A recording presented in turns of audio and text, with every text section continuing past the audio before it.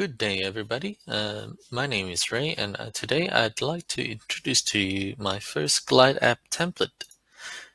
It is a simple wedding planner app to help you organize your wedding. You can send this app as a paperless wedding invite, manage your guest seating and tables, note down their dietary requirements, and even post a schedule for your big day. There's also a gallery feature that you can share your pre-wedding photos and photos during the day, as well as a gift registry feature. Okay, firstly, the main page is what users will see when they open the app. It's designed to look like a wedding invite. So here you can see that Tim and Michelle is getting married on the Saturday, October 17th, 2020. Starting at 4 p.m. And there's a very nice picture here which you can customize. And then it also shows you the venue where this wedding will be at, and a little personal message which also you can customize. So the guests can also RSVP via the app here, which I'll get to in a second. But you can also see that there's a few other bits of information here, so like how to get there, and you can tell your guests where to find parking, as well as how to get there via public transport. And again, and you can see here there's a map that can tell you where the venue is and a recommended accommodation. So going back to the RSVP here, if you click the button, the guest can enter their name. Let's say Mr. Harry Potter, because I'm a fan. Ken is going to this wedding, and he is not allergic to anything. Doesn't really have a dietary requirement, and he'll be bringing a +1. You can let the guests write a few nice comments here, like looking forward to it. See you there. There you go. And you can click submit. Okay, and the second section here is a bit like an About Us page. So I've added a How We Met page. So you can see that, there's a blurb here on how the couple have met during karaoke, which is nice. Thirdly, there's the gallery section that I mentioned earlier. Users can either upload their own videos that they take during the day, or you can also upload videos and images yourself. And you can do that by clicking the plus button here.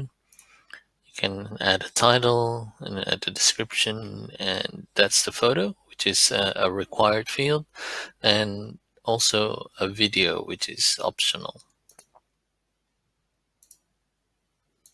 Okay, next we have the schedule section.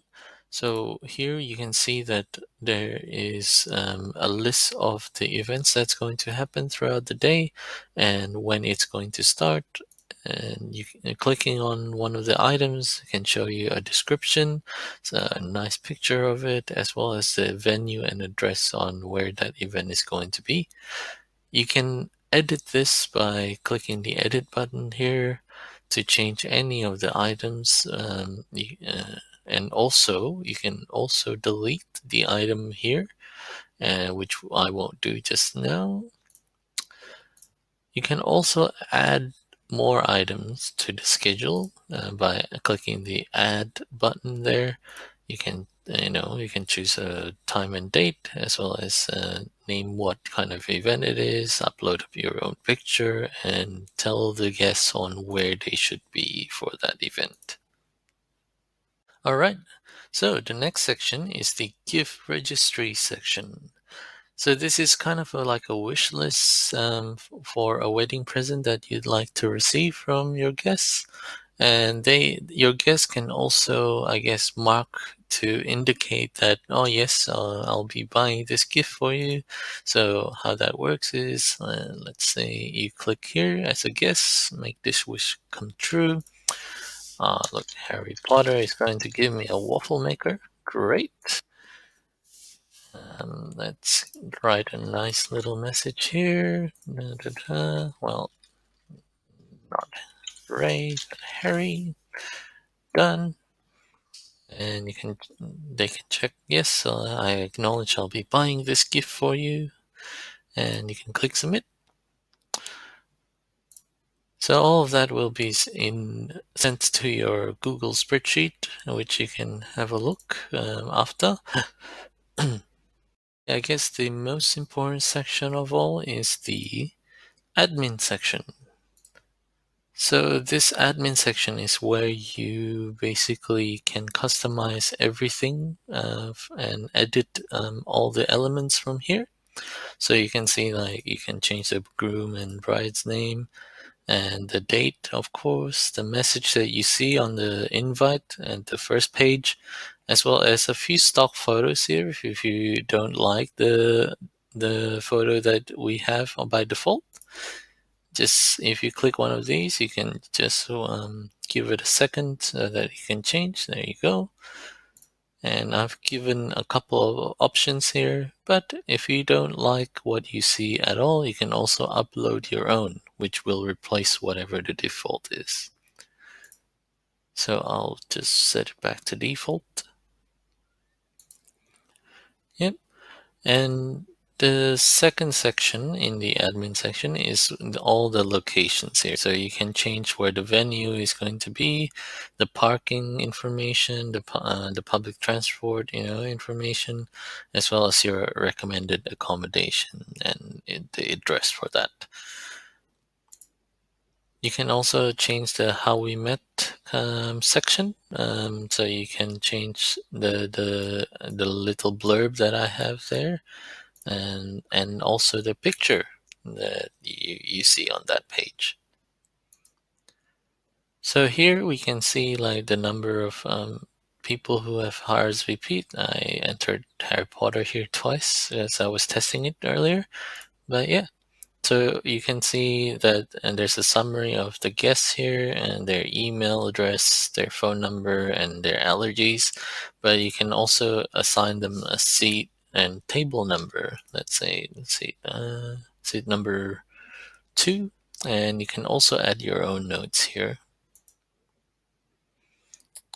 And lastly, there's the to-do list. So this is just a way to add, a few to-do items. So you can do that by by clicking that button there, and all your to-do list item will appear here. And I've added a couple here just to remind you that to remove or hide some tabs before sharing this app on to other guests. So for example, here, hide the admin section tab on the app, which I will show you in a second. But once you've done this, you can check the completed checkbox, and it will show up as completed. So lastly, guys, it's really important, before sharing this app with anyone, you would need to hide the admin section so that they don't mess around with the other things in the app. And to do this, you go to the tabs section here in Glideapp, and you can just drag and drop the admin section to the hidden tabs. Similarly, if you don't like if you're not using the gift registry section, you can also do that to hide the tab. And yeah, there you go. Also in the schedule section, you might also want to disable the add or an edit function. So going to the schedule section, and to disable the add function, you can uncheck this box, which will make that button disappear so that they can't add new items. And similarly, if you go into the one of the items here, you can also disable the edit function, which I will do there. So that's about it, guys. Look, if you have any questions, please don't hesitate to contact me at spellytics@gmail.com, and I'll catch you guys next time. Cheers.